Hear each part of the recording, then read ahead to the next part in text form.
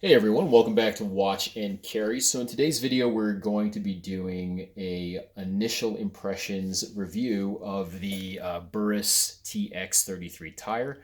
I just installed this on my Onewheel last week and have put about 50 miles on it and thought I'd share my ride experience with you.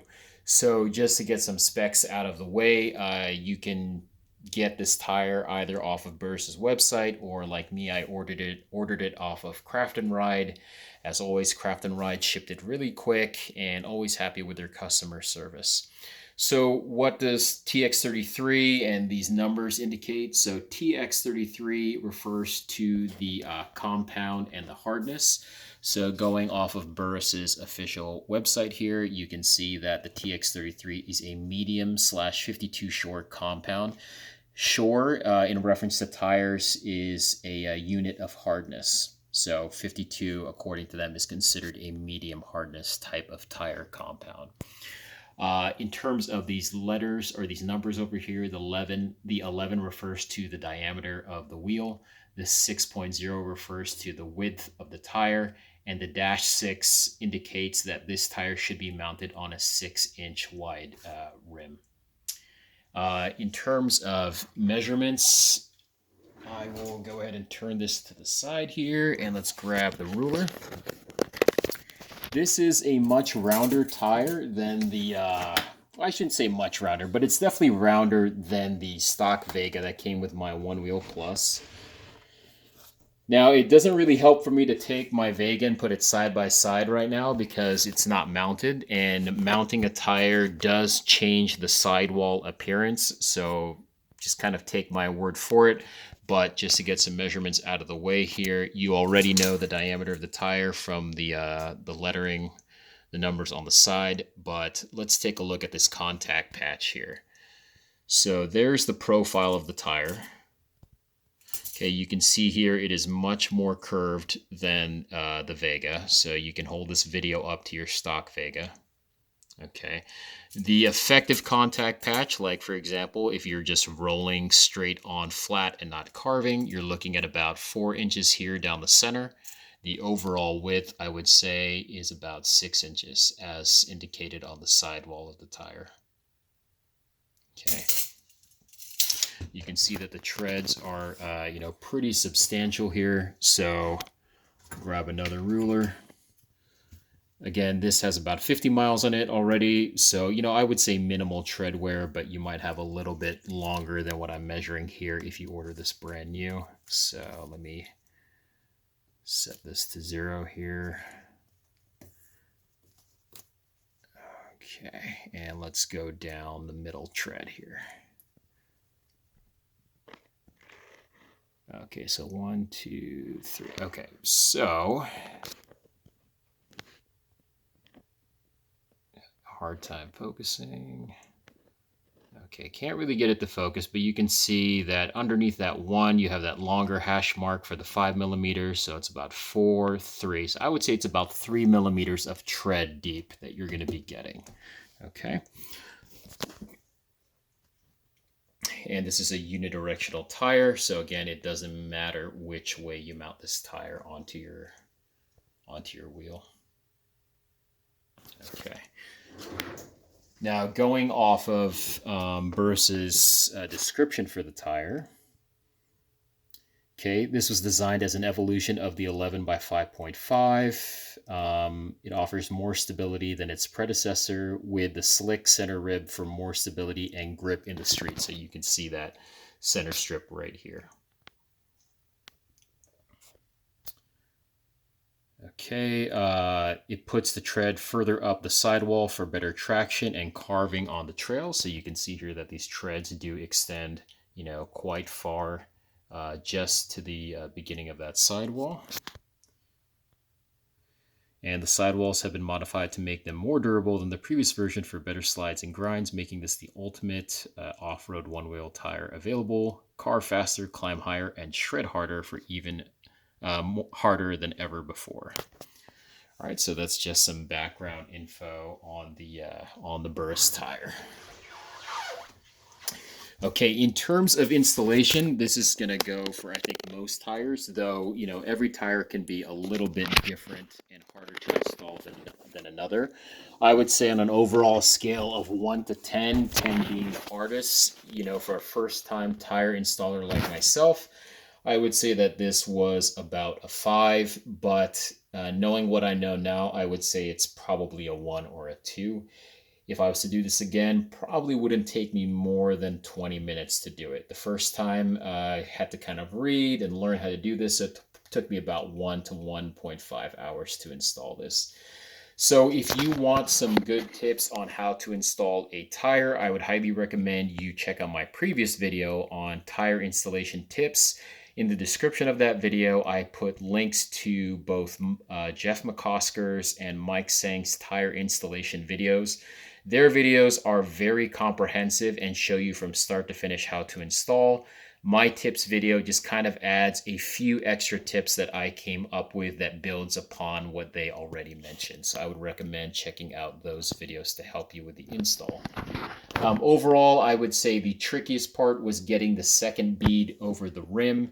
So again, when it comes to that, check out my previous video. I also found it a little bit difficult and tricky to get the air inflated. So after I got both beads seated on the rim, I put my air compressor on the valve and I couldn't get the tire pressure to more than 10 or 11 psi.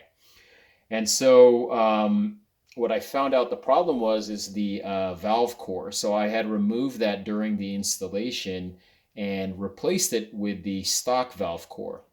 And the valve core was leaking, which apparently is a very common thing because the cores are very prone to leaking, much more especially if you are going to be taking it out and putting it back in. So what I would recommend you do is if you are going to take out the valve core to install your tire, make sure you just pick up a brand new one and install that one. You can pick up a brand new set of like 5 valve cores with the installation tool for about maybe $3 to $5 from Walmart, or you can order it even cheaper on Amazon. Once you get a new valve core installed and you have both beads seated, I also recommend spraying lots of Windex or tire lube on both sidewalls. That way, the lubricant is really going to make it easier for the beads to seat as you're inflating the tire.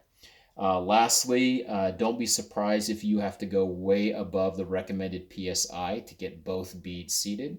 So in my case, the first bead sat around 25 or 28 PSI, and the second one was way up there. I think it was about 55 or 60 PSI. After both beads were seated, which you can tell with a very noticeable audible popping sound, I went ahead and deflated my tire down to 18 PSI. I've been riding it for the last 50 miles on 18, and so far I think that's a really good feel. In terms of initial riding feel, so I turned on the board and I started balancing here in my living room. And with the stock Vega, it was very easy for me to kind of keep my balance without holding on to anything. I would say that this tire is about 80% of the way there. So it did take a little bit more manipulation of my rear foot to kind of counterbalance and keep my balance going compared to the stock Vega, where I didn't really have to do that much movement. But after a few minutes, and certainly after a couple of miles of riding, I kind of got the hang of it. And currently, I don't have any problems waiting at a stoplight or a stop sign and not holding on to anything, and just kind of pivoting my rear foot and front foot, to counterbalance the weight and maintain my balance. So I would say it's going to be completely manageable to maintain your balance, even if you're not moving. Okay, in terms of acceleration and speed, I would say I don't know if it's quantifiably faster, but it feels a lot faster. I used to own a Pint before this, and even though the top speed of that was slower than this Plus, I felt like I could get the speed a lot quicker, almost like the Pint had more torque. And I think part of that was due to the fact that it had a smaller tire, which just means, it's going to be more torque. So for this, I feel like the Onewheel was just much more zippier. I was able to get the speed a lot quicker and had a sense of urgency, going from a stop to, 10 miles, 15 miles, 18 miles, 20 miles per hour. So definitely a lot zippier.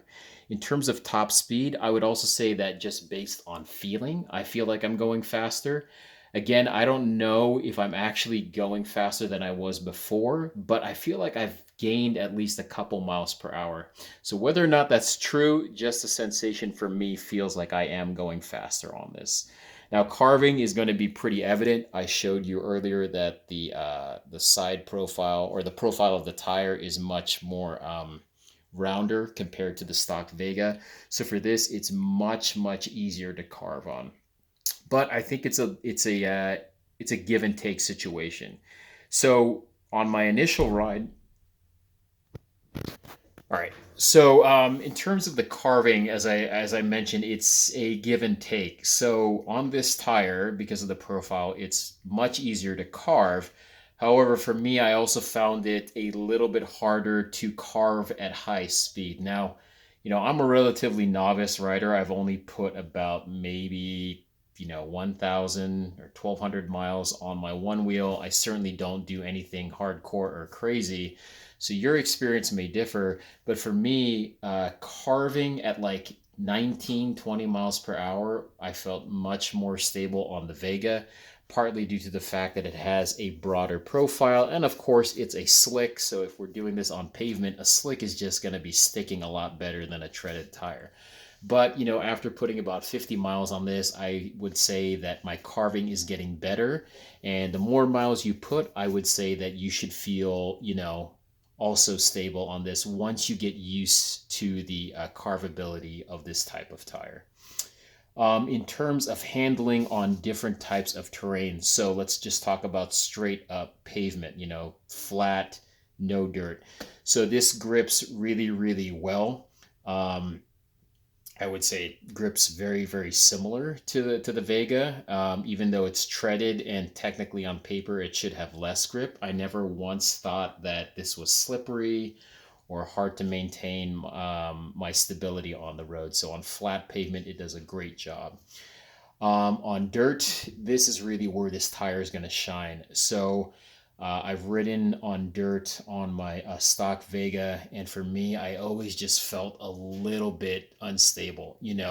I would always slow down my speed much more than I wanted to because it was so hard to maintain my balance. It almost felt like the front half of the tire was going one direction and the back half of the tire was going in another direction. But with this Burris, it really grips into the ground and I feel much more stable.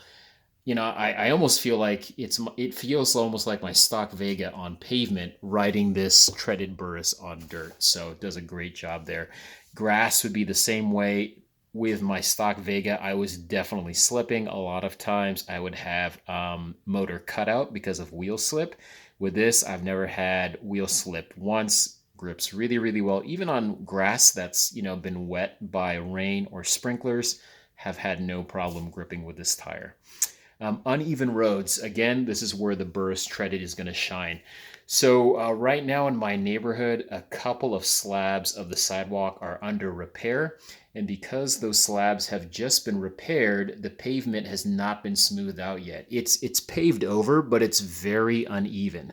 When I used to ride that with my stock Vega, I would have to slow down quite a bit because, again, with my novice ability, I would feel very unstable riding over that surface. Even though it was paved, the fact that it was uneven, I felt like it was harder to maintain my balance. With this stock Vega, or with this treaded Burris, I do have to slow down, but not as much. But overall, I feel much more stable riding over uneven paved terrain and paved roads.